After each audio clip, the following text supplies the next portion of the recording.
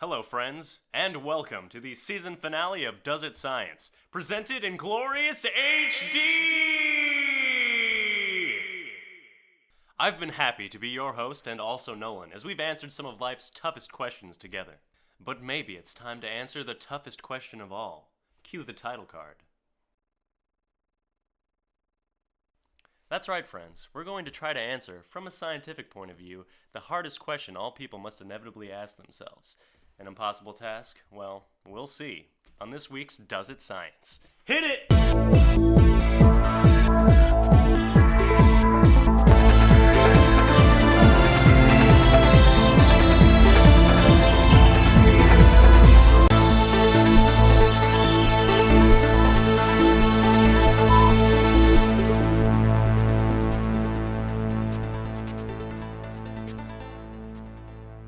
Before we begin, I want to make a small disclaimer here. While we may reference particular beliefs, we are not challenging any specific belief vis-a-vis the afterlife, but rather the general concept of post-mortem consciousness. Falsifiability. Not good. Oh, I know about all these stories of people who died and came back, or who remember their past lives, but these claims can never be corroborated. Even in courts of law, eyewitness testimony is the lowest form of evidence. If it can't be verified, then it can't be falsified. Reproducibility. Also not good. NDE claims are nothing if not subjective. And while this episode is not an attack on religion, it doesn't really help anything that everyone seems to have a different view on what the afterlife is. Which, is great for your emotional regulation, or whatever, but it doesn't science. Consistency. Maybe with pop psychology. So no, what is consistent is head trauma.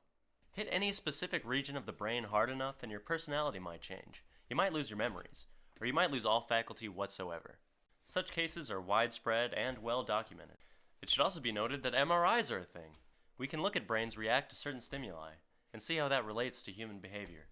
There's a synapse and a neuron for every one of your decisions and indecisions. As such, it would seem that the idea that consciousness is separate from the brain is not consistent with other fields of science. Control. There are certainly limits. We can't control what we can't test, and we can't test people's subjective experience of the afterlife. What we can test supports the idea that such experiences are both physiological and psychological in nature. Naturalistic explanations for naturalistic phenomena. Not even close.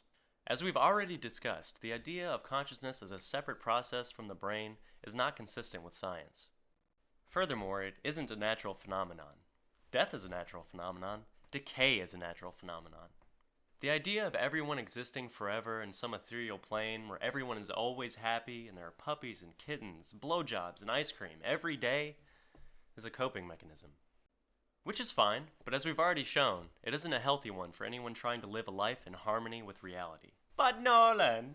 Oh, it's you. You never know until you know? Maybe there's more to it than consciousness. Maybe the soul is the spark of existence that passes on from life to life. Remember, science boy, energy can neither be created nor destroyed. Or destroyed, yeah, I know. But you're forgetting one key word there. Energy. As in the fundamental forces and subatomic building blocks of our universe. A tiny portion of which, for a very brief moment in time, worked in concert to provide you with consciousness. Those particles and those forces will go on to do and be a billion different things until the end of time. But one thing they will never provide you with again is your sense of self.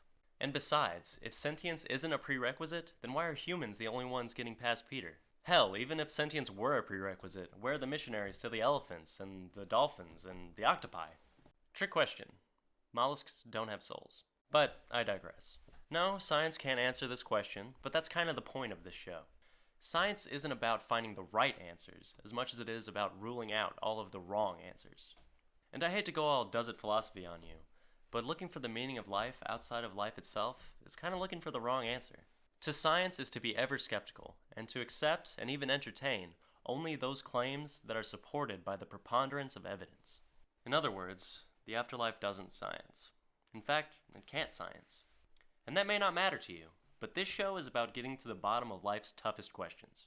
And when there doesn't seem to be an answer, it's okay to say we don't know. It's science to say we don't know. What isn't science is to accept a claim because it feels good, without any veracity. And whether or not there's something beyond the mysterious beyond, while failing to pass the scrutiny of skepticism, is an understandable curiosity for the human mind to have when faced with its own inevitable demise. Which is why I can't blame you for resisting. Our minds can't fathom their own non-existence, so they will create incredible leaps of cognitive dissonance so they can protect themselves from that idea.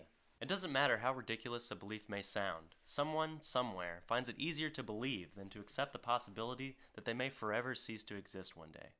Which is fine, but if we start to ignore the cold, hard truths of reality and favor the comforting warmth of baseless speculation, where do we draw the line?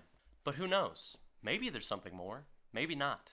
We really can't know, and we certainly can't know which of the millions of subjective beliefs about the afterlife are valid, if any. So why the fuck do we care? Thank you so much for joining us for this first season of Does It Science. We'll be back in a few short weeks, but in the meantime, check out this sneak peek from Couchlock and You've Gotta Hear This, some cool new shows coming from IndiCarnival in just a week. Yeah, something like that. Okay. Yeah, pretty much. Fuck it, you guys get it. Like and subscribe. Like and subscribe. Vaccinate your kids.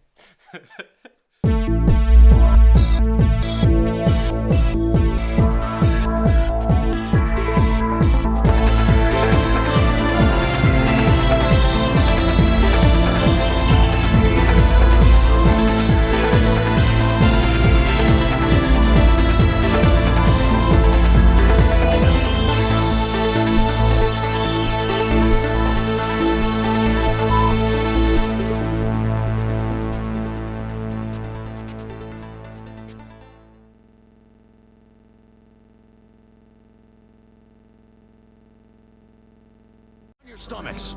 Arms spread. Who's this clown? You heard me. Yeah, you heard him, boys. You heard Mr. Kung Fu. Yeah, I'm shaking. Say your prayers, sucker. Is this pre-Batman? Yeah, this is pre-Batman. Fucking wrecking people. Oh no.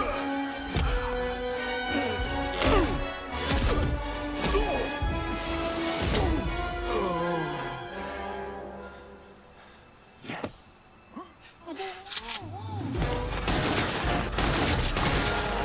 That's pretty quick.